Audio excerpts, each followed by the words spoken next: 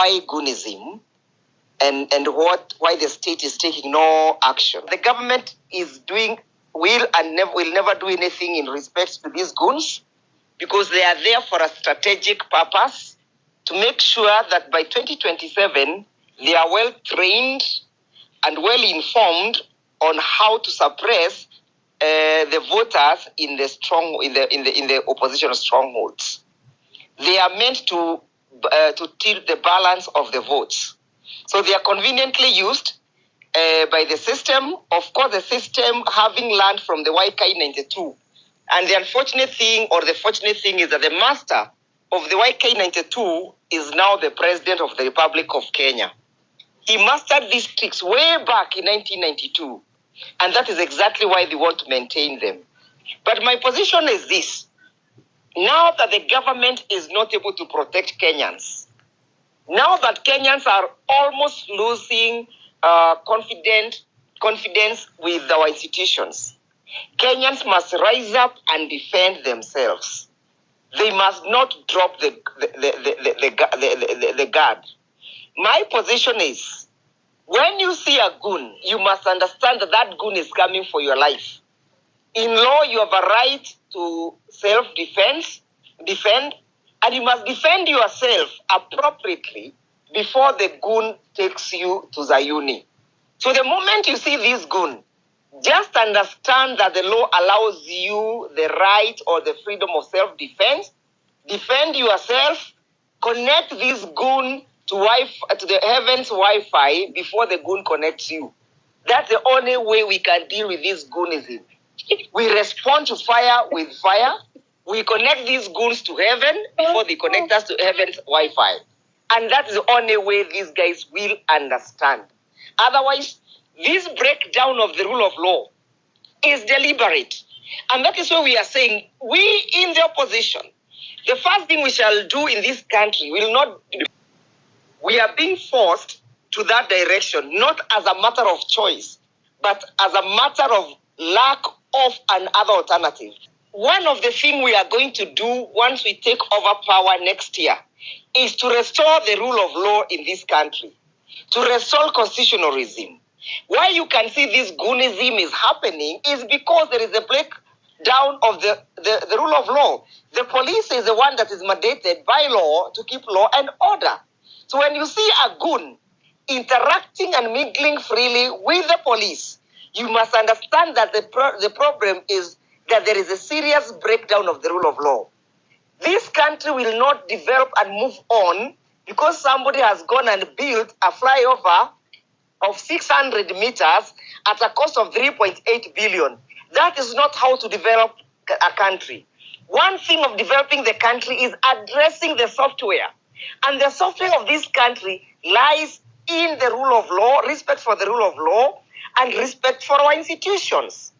When you respect the rule of law and institutions and the Constitution, you are going to attract even investors. Tell me, which investor can come to Kenya and open a cafe when he knows and he can see that your customers will never be safe? That is why I'm saying, Dibal, and our position is one. Our manifesto is the Constitution. Our manifesto is the rule of law. So, Frederick, you should never think that we shall come to tell you that we are going to build this road when we have not put into place a system. One thing we shall do is that we have to clean up the system from William Ruto's road.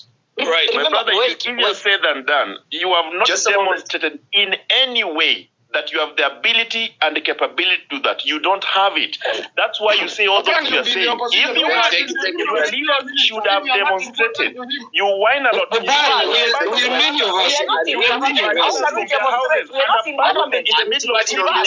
during the opposition. Shame on you.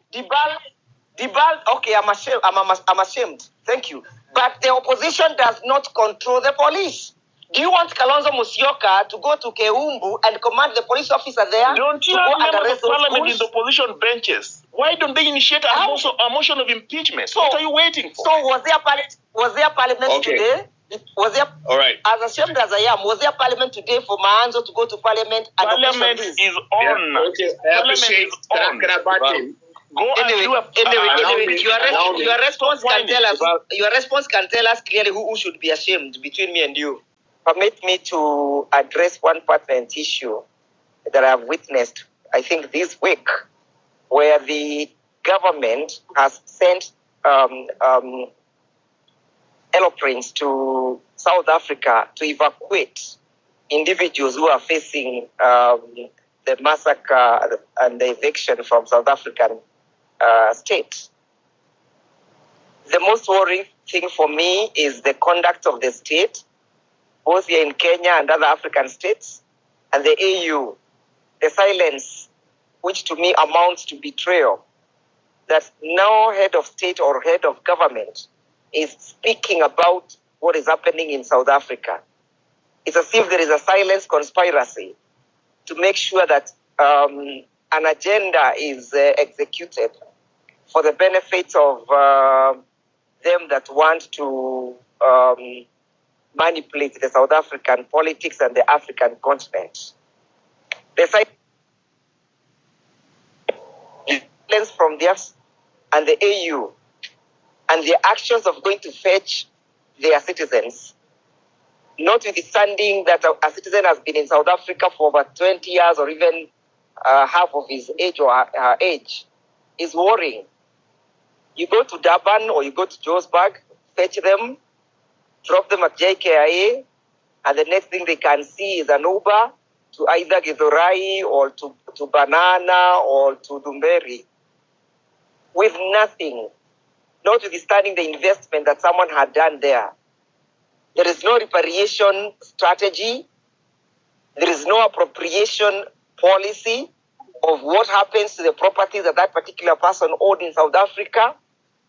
There is no repatriation by strategy by the state. How shall we deal with you now that you are back in Kenya? How do we start you? How do we help you to start all over again? Zero strategy. You know, even socio-psychological support is not being offered to them. And you remember, this person has left all his belongings and investment in South Africa.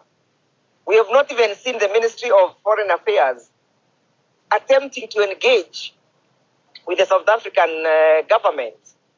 It is very worrying, and I believe that is not what the Osagifo, the Kwame Nkrumah, the horrific Osagifo, actually aspired to see for the African state. To me, to the extent that the government is silent and seems to be complacent to it, is a serious betrayal to its citizens. We need to hear a voice coming from Nairobi to Durban or Johannesburg, asking them what becomes of our citizens' investment in South Africa. Even diplomatically, nothing has been done. So it is high time that we also retaliate as the African continent by having a deliberate economic boycott of the products and the companies owned by the South Africans. I am of the view that this pain must be shared. We can't have 200 Kenyans suffering alone. The South Africans must share the pain.